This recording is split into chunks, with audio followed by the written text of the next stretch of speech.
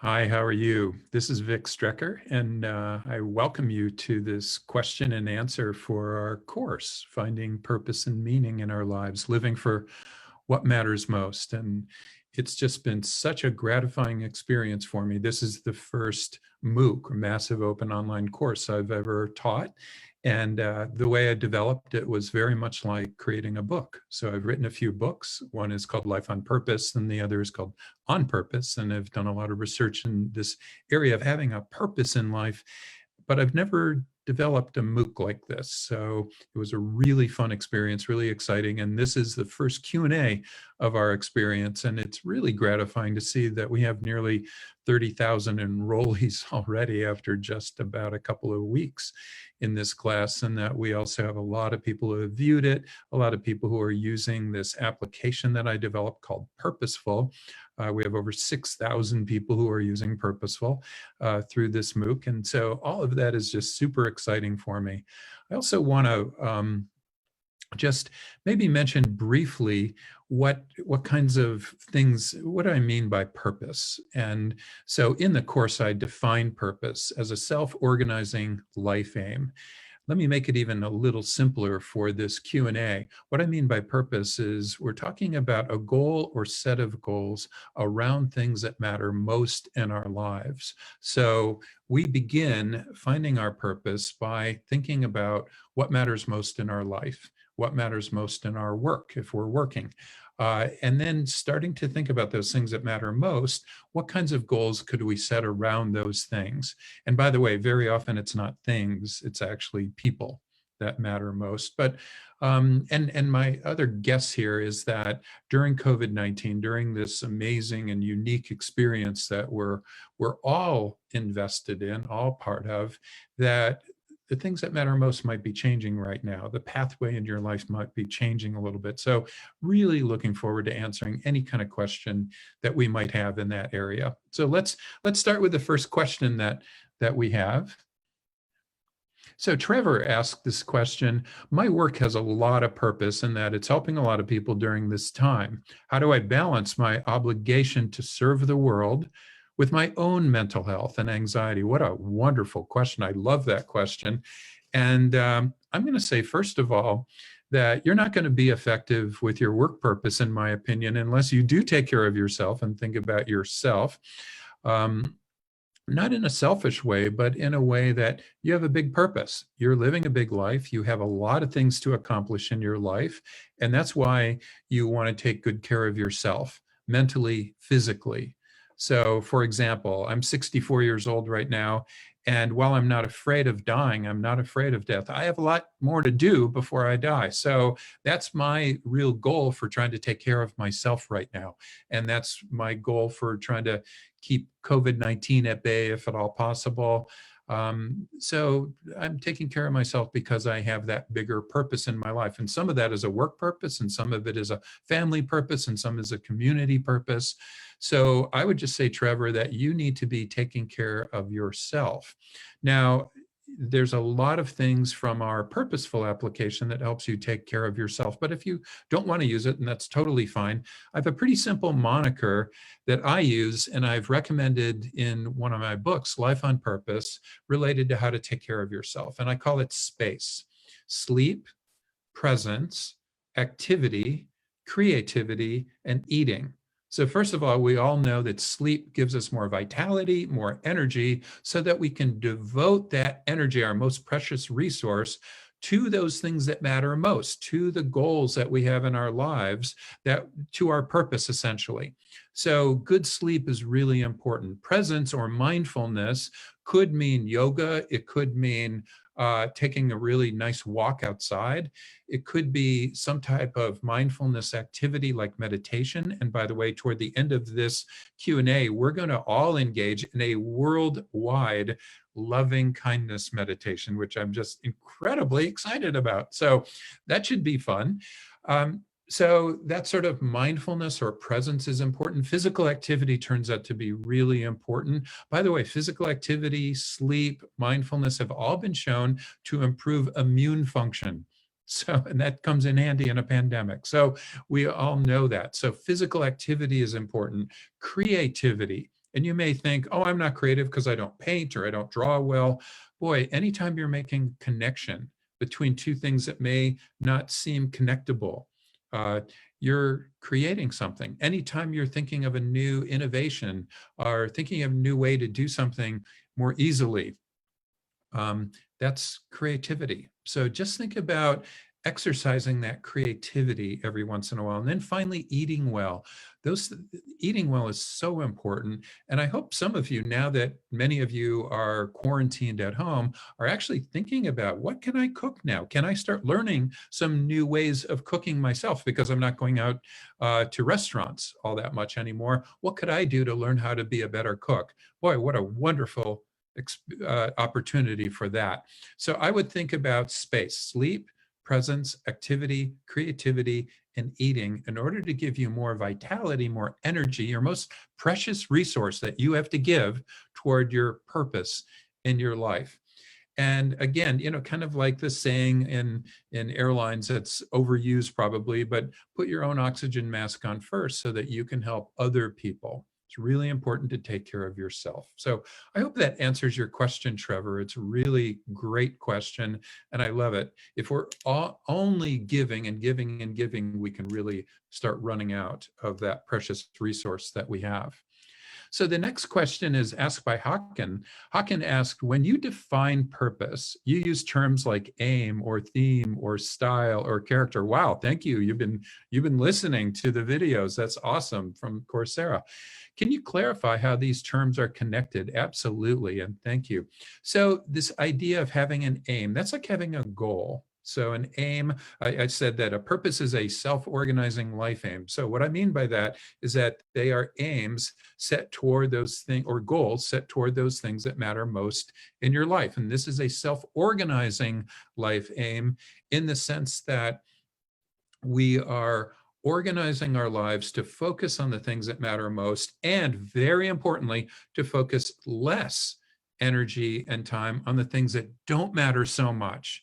So focusing so much time and attention on, the social media of the day and who's popular in that day, is that really so important? Well, just ask yourself. Maybe it is super important to you, in which case that becomes your purpose. For me, it's not all that important. Another thing that's very important, and I'll just say this, whether it's directly relevant or not, I think that listening to media about COVID every single hour is probably not a great idea. For me personally, I've actually given I've given myself a diet of an hour or less of media every single day. So let me go back to Hakan's question. So how does aim and theme and style and character all move in a connected way? Well, our theme of our lives is kind of that grows out of our purpose. Our style grows out of that theme that we create. So what kind of theme are we building in our lives? Are we thematically a leader? Are we thematically kind? Are we thematically a helper? Are we thematically an innovator?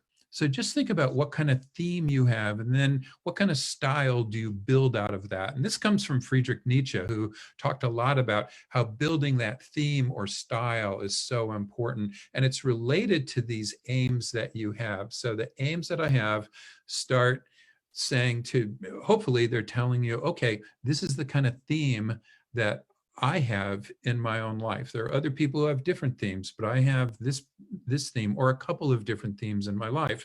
And from that, I'm going to build around those themes a particular style. So I like to think about a theme like a theme park or theme colors or theme music and movies. In other words, it's this place really deep in me that kind of other things grow out of. And that theme or style is something, if other people were to look at me, they'd go, oh yeah, Vic is this way. This is Vic. This is his identity.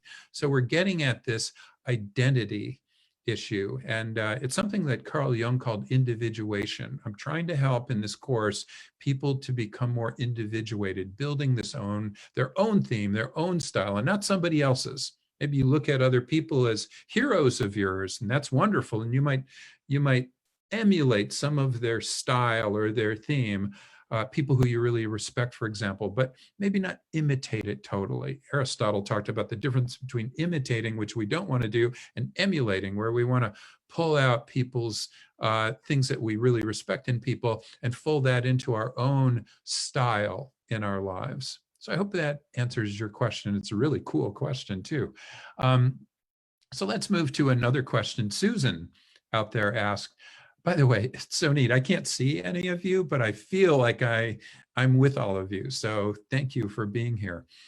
Susan asked, I've been challenged all my life in feeling that I had something big that I had to do, but big scares me. How do you have more realistic perspective of purpose? Okay, so first of all, I don't want people thinking that a big life, and I've used that in this class. Not everybody uses this term big life, but I really do think that we can all live big lives. It doesn't mean that we're living extroverted lives necessarily. It doesn't mean that we're just always loud and out there and we're always the first on the dance floor, but it does mean getting out on the dance floor, metaphorically. It means getting out, not being a wallflower in our lives. We can be introverted, for example, and still have a very big life. But our big life might look different. It might have a different theme to it. It might have a different style to it. But somehow we're trying to live that bigger life. I hope that that doesn't scare you too much. And maybe one way to think about how to begin living this bigger life, and a number of you have asked questions about how I kind of get into this purpose stuff. How do I just start becoming more purposeful in my life? It all starts, once again, with living for the things that matter most and not living for the things that don't really matter. And that's also just as important, figuring out what doesn't really matter to me. What is not that important in my life that I spend a fair amount of my life doing versus what is important in my life, those things that matter, my core values. What do I value the most? And then how do I start applying more energy and vitality toward those things? How do I bring my best self every single day to those things that matter most? That's the beginning. And you may just start with one thing that you want to apply your best self to. So for example, if I'm going to apply in my work, one area that matters a lot, it would be teaching. So in trying to teach every student as my own daughter, I start thinking about that as a goal. It becomes a self-organizing life aim for me. I'm going to really try my best to be a good teacher. It's not that I always will be, but I'm going to try my best. And I'm going to start learning as much as I can about teaching effectively. And then I'm going to start really trying, whenever I see a student and they are in need, they ask me a question, they have some problem, they have some need, I'm going to try my best to teach every student as if they're my own daughter. Now with this Coursera course, I have over 30,000 daughters. That's a lot of daughters to be investing my energy to, but I try my best. And in doing that, I start living this bigger life. And you might just start with one of these things that matter a lot. The other thing is, if you're asking yourself, well, what matters?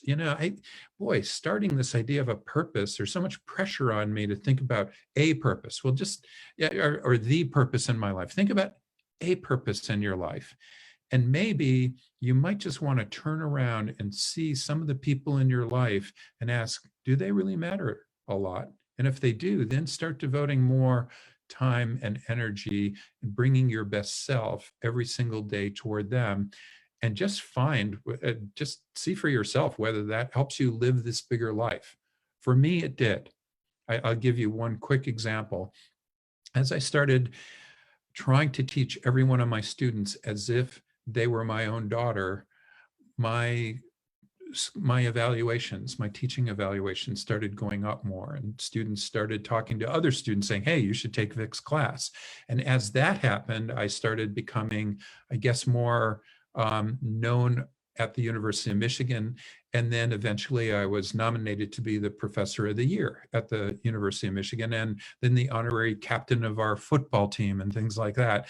And so I started living this bigger life, not trying to be the honorary captain of the football team, not trying to be the quote Professor of the Year, but really trying to teach my students as if they're my own child. So maybe you want to start that way. And thanks for your question, Susan. Awesome question. I really appreciated it and enjoyed it. And so here, let's see. Also, many people saying hi from Luxembourg. Oh, neat. I love Luxembourg, by the way. I've been there. Canada, just north of us, not far at all. Tunisia. I've never been to Tunisia. That's so awesome. And Algeria, never been to Algeria. I can't wait to go. I'd love to go to Tunisia and Algeria and Ireland. Oh my gosh, Ireland is so beautiful. I've been to Northern Ireland as well as other Ireland. And then yeah, lots of states in the US. And I so appreciate all the students from around the world who are taking this course from every continent, except for, I don't think we have anyone from Antarctica. If there is anyone from Antarctica, please raise your hand and ask a question. Love to talk to you. But yeah, all of the major continents in the world, we have students from. It's really cool. So let's go to the next question. Kevin and Gary and a few others had a similar question. Gary asked, I am 70. Oh, good. I'm 64, not far away, and retired. I want to define my next chapter in a purposeful manner. What steps do you recommend? This is such an important question. People at all ages, I'd say maybe after the age of 16 or so, may want to start thinking more about purpose. By the way, just as an aside, at the end, we'll be engaged in a loving kindness meditation. And I really think that loving kindness meditation is appropriate even to young children. So if you do have little kids and they may be looking in, you may want to have them engaged in the loving kindness meditation at the end. So at 70, we know that it's not that easy necessarily to have a self-transcending purpose in your life. Your body may not be fully up to it physically. You may get tired a little more. You may not be as connected as you were with work or things that you felt were purposeful. We work with our American Association of Retired Persons in the US, the AARP. And in fact, we've just sent out our application called Purposeful to over 700,000 AARP members around the country. And the response is really amazing. People not only want to repurpose their lives at the stage of retirement, but they also want to help other people with this too. In fact, in our application, we allow people to help others in sleeping better or being more present or eating better, or tips around being more purposeful. And over half of the purposeful users engage in that activity. So people do want to help each other in retirement very often. And I think that as I was talking to Jim Lair, who is up there above you and you're 70 years old. He's older than that, but he's one of the most active, vibrant, vital people that I've ever met. Still an amazing person, amazing thinker, and super active. And he just is always saying that your body shuts down if you can't find a new purpose and activity. So I think the real struggle is finding some way to help others. I was at the library before COVID-19, and I saw all of these older people, these retirees, teaching young kids how to read. I think that's a wonderful purpose that you could have. Volunteerism has been shown time and time again to help you build greater purpose. It's really good for you.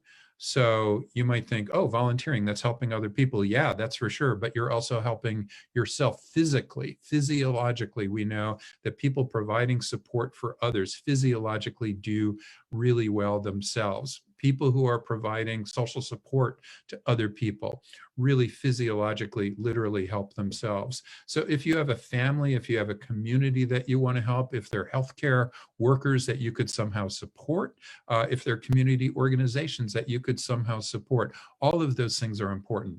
Now, obviously, right now during COVID-19, we have to be really careful as older people to be taking care of ourselves and hopefully not expose ourselves to COVID-19 because we are more susceptible to the deleterious effects. So at this point in time, maybe we can think about anything we might be able to do, whether it's monetary help or help that we might be able to provide through the internet or through online types of support to help other people. And I hope I'm answering that question. I know it's not perfect, but one thing you might want to consider is using our Purposeful application, because there are a lot of tips in there as well. Hope that helps.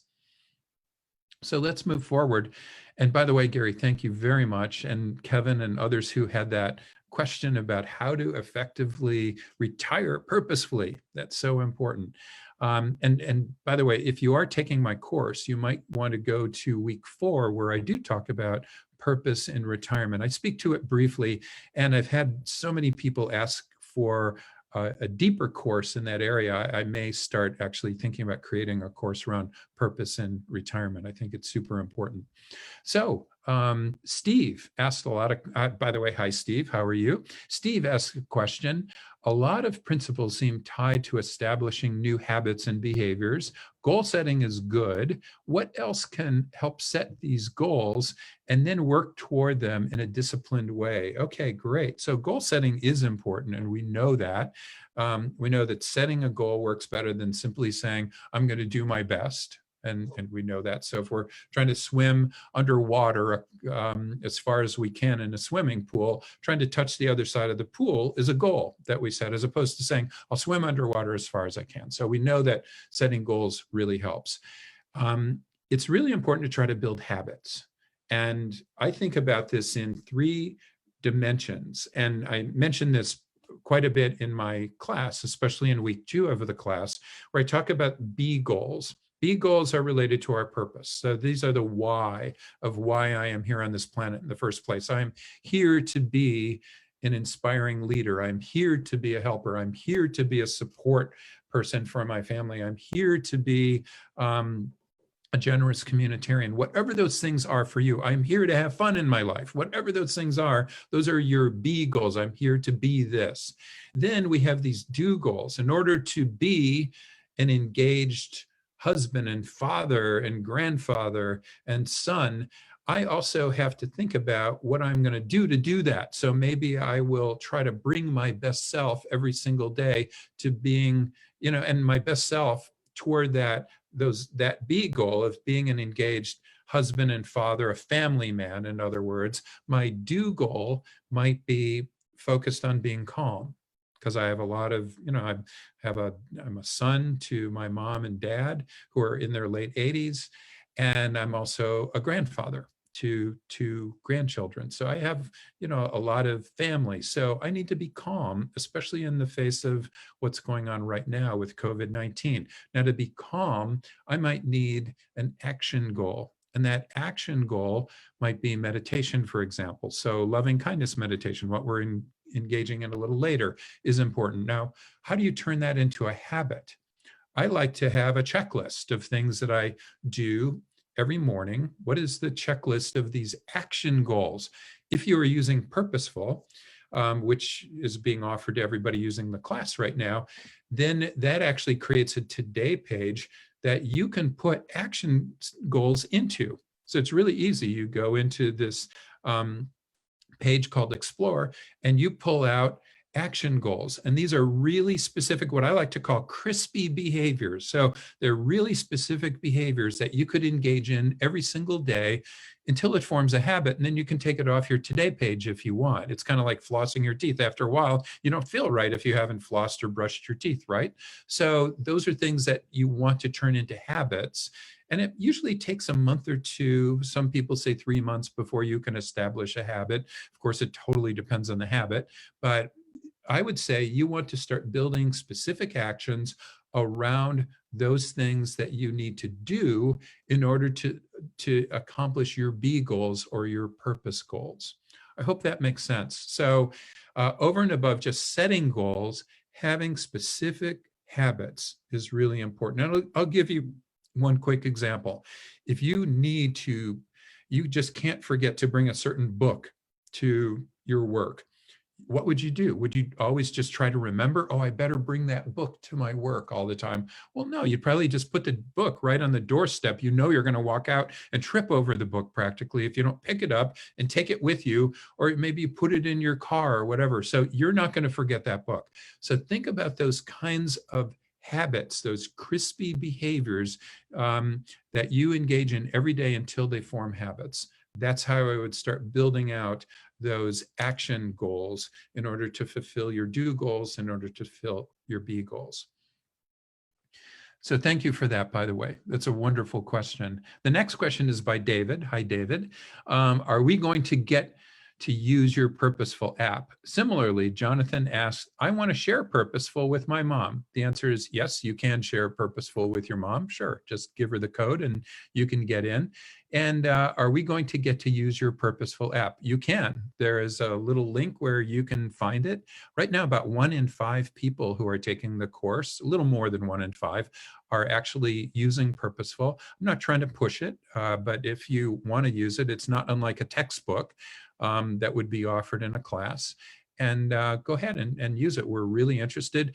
One really important part about Purposeful, we are not selling, nor will we ever sell or share your data, individual data, with anybody. So we have no interest in that. This is not an ad model. We're not selling it to advertisers. We're not selling your data to anyone. So I just really want to reassure you, we are not doing that. We actually have principles that we have engaged in since day one in the company that I formed called Kumano, where we do not do that. We are really, my goal in this course, in Kumano as well, is to help people become more purposeful. So yes, Purposeful is made available to you now, and you can go ahead if your mother wants to use it, if somebody else, your spouse, wants to use it, of course, go ahead and start using Purposeful. So, and that is a way that makes some of the steps in the course a little bit easier. So I hope you do take advantage of that right now. The next question, Cassie, or Kasi, I'm not quite sure how to pronounce that, but hi. Is anyone else having a hard time figuring out your B goals? Any advice you can share? Yeah, well, our B goals begin with asking this question, what matters most? So if what matters most, for example, are your fellow employees or your customers, or maybe what matters most is your child, or what matters most is your mother, or other people, and it can involve all of those. Then set a goal around that. So I'm going to be an engaged husband, for example. And what that means is at the end of the day, when I'm tired and I get home and I just feel like having a cocktail, frankly. And then my wife comes up, Jerry, and she says, "You're not even here." And I go, "I am too here. I'm not at work." And she goes, "No, you're not here. You're not present. You're not really with me." And I have to say, you know, you're right. If you believe that, it's probably true. And I'm sure it is true. So I have to start thinking, what can I do to be a more engaged husband in that case? So maybe I then say, how about if we try to take a walk around the block every time I get home from work? Let's see if we can just organize a little time together where we take a walk. Now with COVID-19, what we've decided to do is have coffee together every morning. So, you know, in businesses, a lot of tech businesses have what they call stand-ups. Every morning there's a stand-up. Here's what I'm going to do today. And maybe here's the help that I might need from you or you in helping me accomplish this goal. Well, we do that every morning as a couple. So we have this sit down. It's not a stand-up, but we sit, we have coffee, and we talk about what we're going to be doing in our day. And that's new with COVID-19, and it's really helped us engage much, much more effectively. So that's what I mean by B goals. It all starts with what matters most in your life. I hope that's helping. So you know, you can leave a question too in the comment section, and you know, we'll answer the questions for about 10 more minutes at least. If you do have any, just feel free to ask any question that you might have. We're just going to keep answering these, and then we'll move in maybe in about 10 minutes toward a discussion of loving kindness meditation. And then we're going to engage in this worldwide loving kindness meditation. Yes, in Algeria and in Tunisia and all over the world. This is going to be incredible. I've never been involved in something like this, and it's just super gratifying. So Miriam asked this neat question: when you have various types of purposes, and every single one of them seems very important to you, how do you narrow them down and let go of others so that you can then focus on them one at a time? I love that question, because when we have purposes in our lives, and we do have multiple purposes, I think, because we have multiple domains in our life. At least I do. I have a work job, and I have a really big purpose or set of purposes that come out of my work. I also have a big family. I mean, a lot of people in my family who I'm trying to take care of. And so that's a really big deal as well. So there, and community and other things. So I have a lot of different things that I attend to, that I have purposes that are around. And so often I am faced with the fact that I just have too many and I need to cut them down a little bit. So we all have to prioritize in our lives. What are we going to spend most of the time in our lives doing? Because we have this short time that we're on this planet. When we think about the fact, that the universe is about 13 billion years old, roughly, the amount of time that we're here on this planet is minuscule. It's tiny, teeny tiny.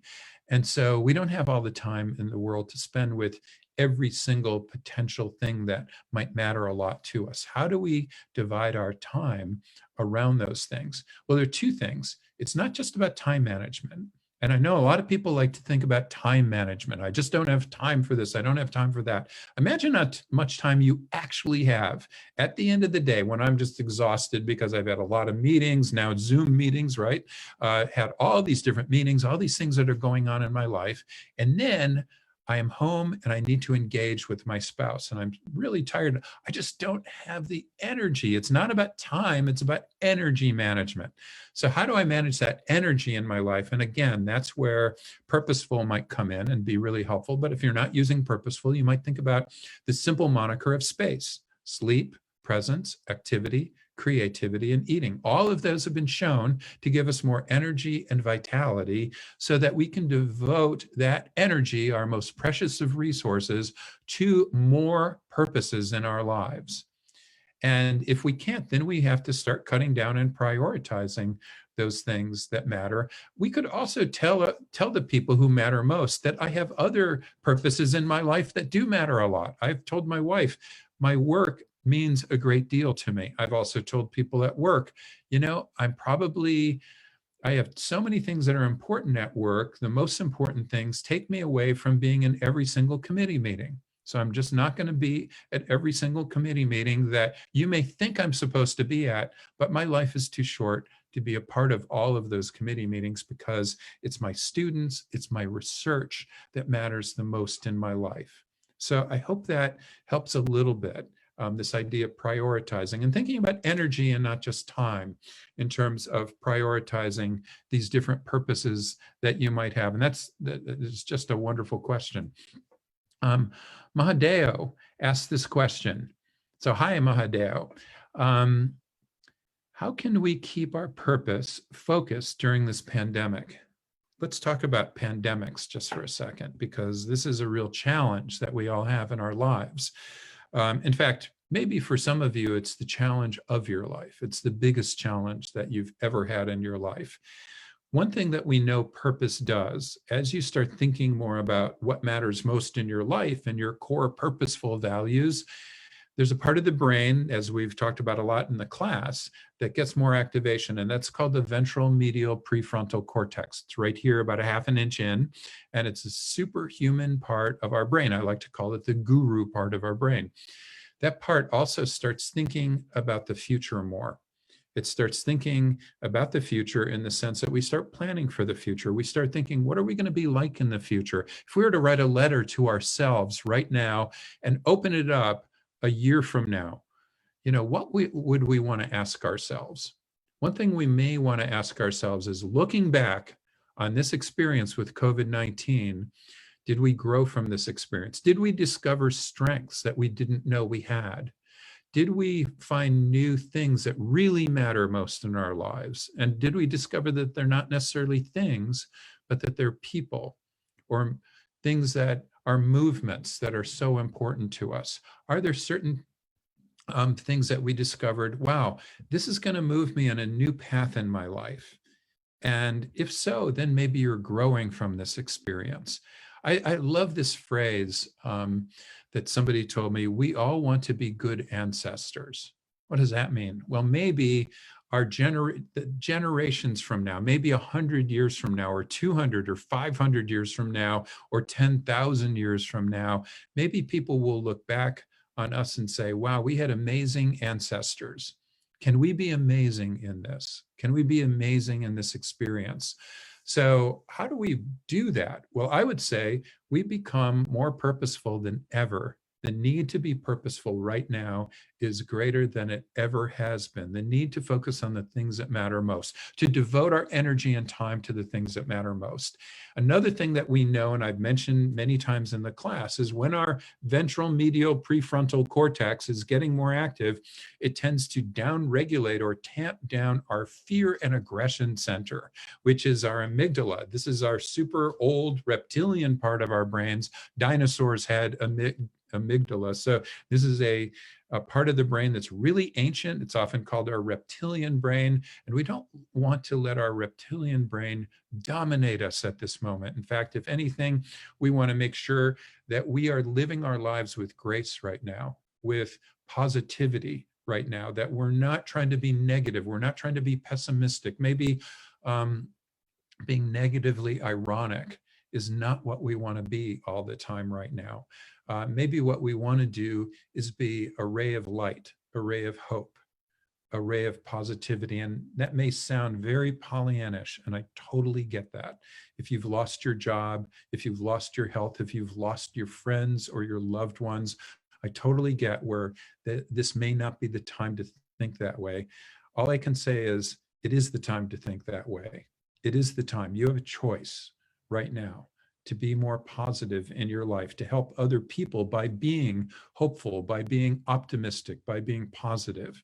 I'm not sure it necessarily helps people to always be scared or nervous or aggressive, or run into stores and strip the shelves of hand sanitizer and toilet paper. Instead, it might help to start thinking about, how can I support these healthcare workers, these frontline workers? How can I support community organizations that are trying to help other people? How can I support my friends? How can I support people who are by themselves?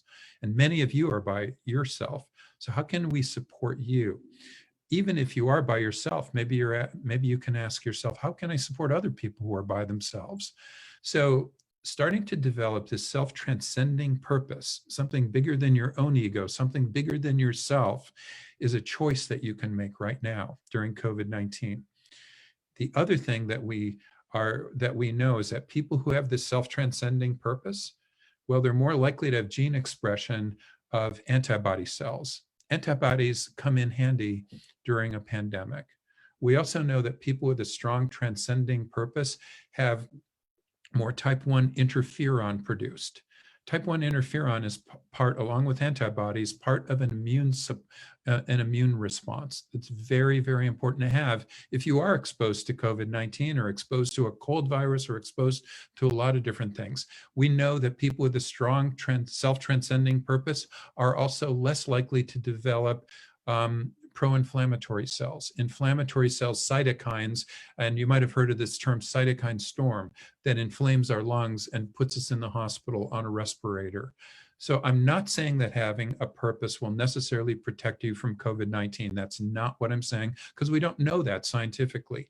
But it couldn't help to have a strong self-transcending purpose, in my opinion, and it may actually help protect us from this horrible illness right now, this horrible disease that's running around and attacking so many people. So if we could protect ourselves by having this transcending purpose, if we could protect ourselves by actually helping other people and seeing how we could help people, I can imagine no better way to live a big life. That's living a big life.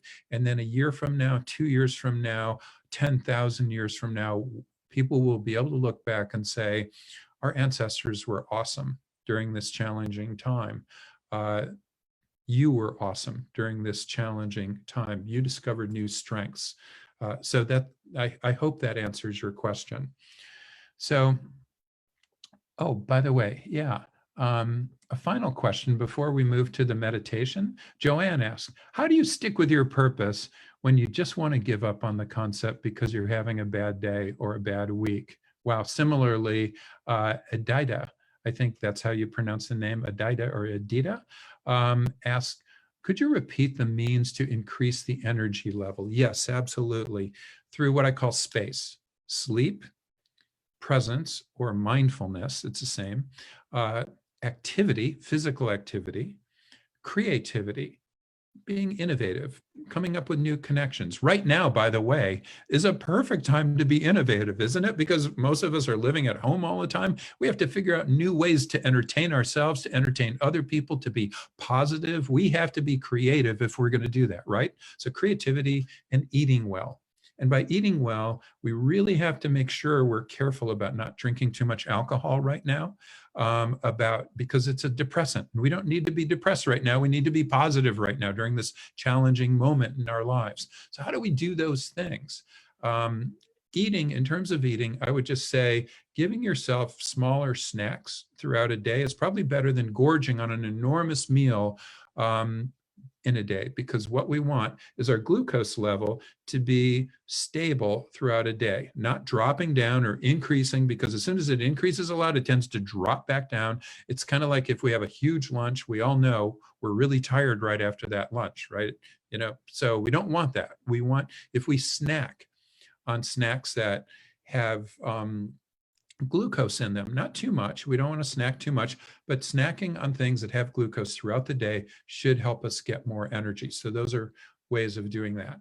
And those also do relate to what you could do when you're having a bad day. So thinking about space, how can I sleep? Ask yourself, have I been sleeping okay? And let's say you're waking up a lot in the middle of the night. If you can, maybe you don't have to get up in the morning and work. Maybe you can actually open up an hour or a couple of hours in the middle of the night, listen to a book on tape or read or meditate or do something else. Even get up if you want, take a warm bath, something in the middle of the night. And then you can wake up a little bit later in the morning. That's okay now for many people. So think about what you might be able to do to give yourself more energy, more vitality during these days now, when a lot of people do feel blue and feel down. Again, just to kind of wrap this up, if you can start thinking about what you might be able to do to help other people, other organizations, other causes, other movements that you could attach yourself to, that might take your mind off of yourself and the fact that you might not be feeling so great all the time. This is a challenging time. It's likely that it won't be the last challenging time in your lives. This, in a way, is a pandemic that we can really learn from. And in fact, and I'll go this far, it's a pandemic we might even find gratitude from. Gratitude in that it's not killing children at the same rate as it is killing other people. Imagine if it was. A lot of pandemics do kill children at a much higher rate than other populations. So think about what we might be able to learn from this pandemic that we have that we'll get stronger from later. So with that, I think what I'd like to do is get into a meditation. And just before I get into meditation, I'd really like to mention the course, this course on Coursera. And by the way, that's one other thing to do that I'd really like to mention. And Coursera didn't ask me to do this, but one thing I'm doing, I'm taking 3 courses on Coursera right now, and I'm absolutely loving them. I'm taking a course on neuroscience and learning a lot more about MRI, because that's not my discipline, but I work with really amazing people in that area. And I've learned something, but I wanted to learn more. So I'm taking this course from Johns Hopkins on that, and it's really awesome. I'm taking a class on Platonic philosophy, the philosophy of Plato, and I'm reading Plato's Republic, which is really incredible. And I'm also learning about psychology and philosophy. And there's always things that you can learn. There's certainly a lot of things I can always learn. So taking these Coursera courses, I think, is just amazing. It's such a gift we have, frankly. So, and our course, like I said, in the first 2 weeks, we have now, it looks like over 30,000 enrollees, which is really amazing to me. And I think in general, people are enjoying the course. I certainly hope so. And we'll have more of these Q&A sessions, I hope, because I'm really loving this kind of Q&A session. So I hope you do take the course. It's called Finding Purpose and Meaning, Living for What Matters Most. This is really how to live a bigger life, or to help other people live a bigger life. So with that, let's think about this loving kindness meditation. So we have about, I think, 14 more minutes in this Q&A session. And what I'd like to do is first just briefly describe loving kindness meditation. There are lots and lots, there are hundreds of different kinds of meditation. So when we think of mindfulness or meditation, there's so many ways to be mindful, to meditate, different forms, and these meditations do different things. But one thing that loving kindness meditation has been shown to do, some in our own research, especially with my colleagues, Una Kang and Emily Falk. Let me take a drink of water. Is that this loving kindness meditation actually stimulates this ventral medial prefrontal cortex, which is this awesome part of the brain. So loving kindness meditation really activates a part of the brain that is just superhuman, super cool. Another thing that loving kindness meditation has done, and this has been shown in a wonderful randomized trial, is influence telomerase, which is an enzyme or the fuel of our telomeres. Telomeres are the ends of our chromosomes, almost like plastic caps on our shoelaces. And we know when our plastic caps on our shoelaces get cracked or shortened, we need new shoelaces, right? Well, the ends of our chromosomes have these little caps called telomeres, and when they shorten, we start getting sick and we die. So in other words, we need new lives, which is hard to do. So loving kindness meditation has been shown to actually increase the amount of telomerase in our lives. It also, very importantly, loving kindness meditation tends to, and there are 3 studies of this, stimulate a self-transcending purpose in our lives. So let's go ahead and get started. We might get started by just making ourselves comfortable. I'm sitting now in a chair. You might want to sit in a chair, or if you're laying down, that's okay as well. So sitting in a chair or laying down, and just first of all, think about the fact that people from all over the world are engaging in this right now together. Now, this is a good time, if you don't mind, of closing your eyes. If you don't want to close your eyes, you don't have to, but it's a good time to start closing your eyes and start thinking about your breathing. Think about your breath, inhaling through your nose and exhaling through your mouth. In fact, maybe making a ha sound with your mouth. So inhaling through your nose deeply. Exhaling through your mouth. Relaxing our shoulders.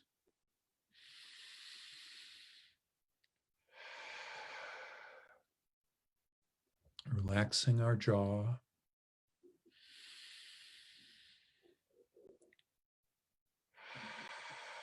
Relaxing our eyes.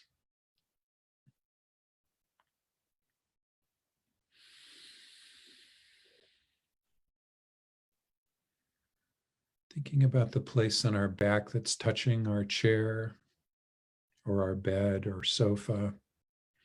Thinking about where our hips and our butt are touching the chair. Thinking about how our feet are positioned. Are your feet on the ground?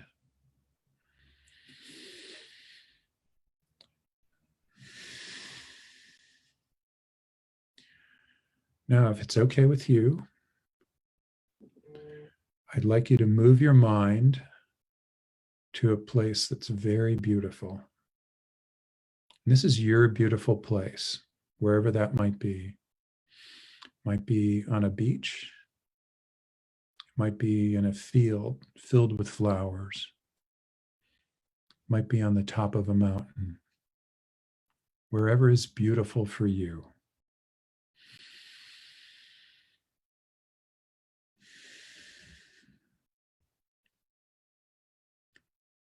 And experiencing this beautiful place, I'd like you to take the time to wish yourself peace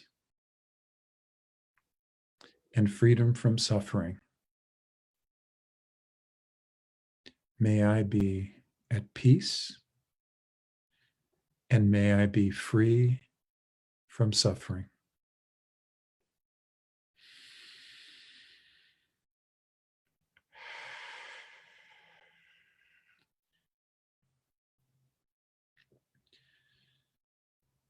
May I be at peace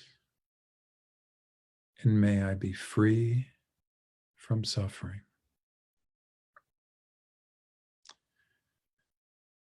Now, if we can bring a very special person into this special place in your mind, this person could be alive or they might have passed. If you bring this person in, have them sit down next to you. And you turn to this person and you wish them peace and you wish them freedom from suffering. This is a very special person to you. May you be at peace and may you be free from suffering.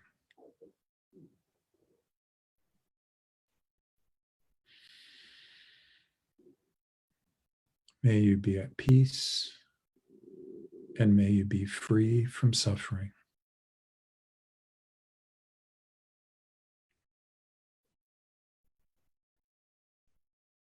Now, if we can bring another person into your special place, and this is a person you don't really know. It's a person you might have seen recently. If you're at the grocery store, or if you're out walking, saw this person. If you could bring this person into your special place, this person you don't know, and you turn to this person and you wish them peace and freedom from suffering.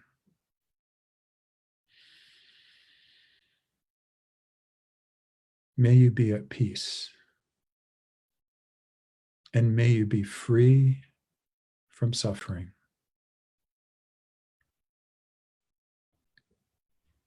May you be at peace and may you be free from suffering.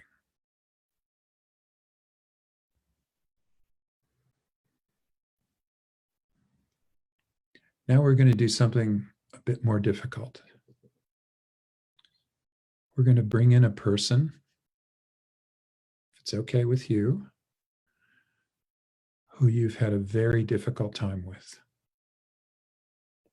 Again, they could be alive or they might have passed. They could be a person you know personally, or they could be a person that you know of, a historic figure, or a person who's now in the media a lot. Whoever this person is, could be a family member, could be a person that you know, could be a coworker, could be your boss, could be a person who works for you. It's a person you're having a very difficult time with. And this person sits down next to you in your beautiful place.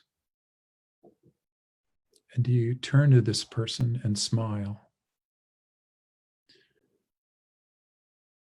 And you wish this person peace.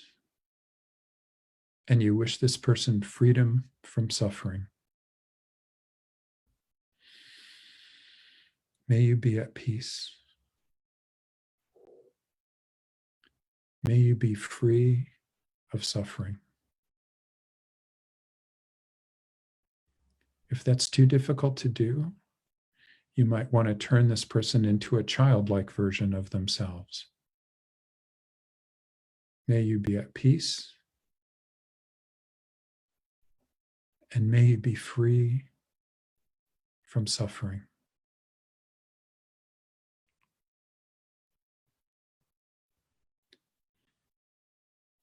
Now I'd like you to bring the entire group that's on this question and answer session, the entire group who is all over the world right now, bring this entire group into your special place.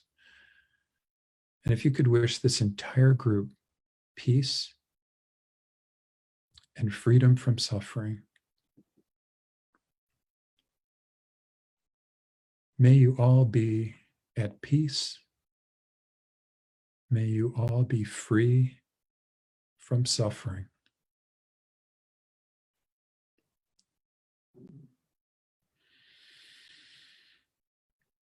Now let's invite the entire world into our special place, all human beings. Everybody in your country, everybody around the world, even countries and people that you may have a difficult time with. If you wish all human beings around the earth peace, and wish all human beings around the earth freedom from suffering, may you be at peace. May you be free from suffering.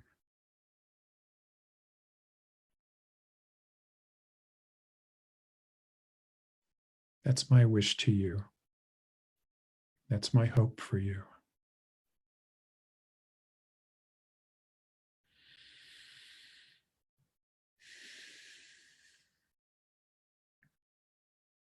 Now, if we can turn to our breathing.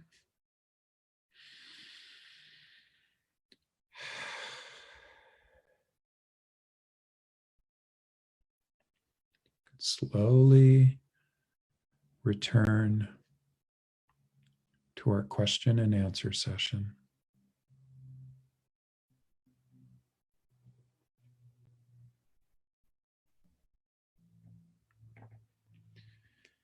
And I would like to thank all of you for participating in this. And I'm sure I didn't answer everybody's questions perfectly.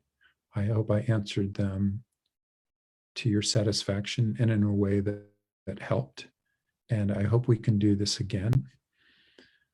If you feel like this was helpful, you may want to tell your friends or family members about the course,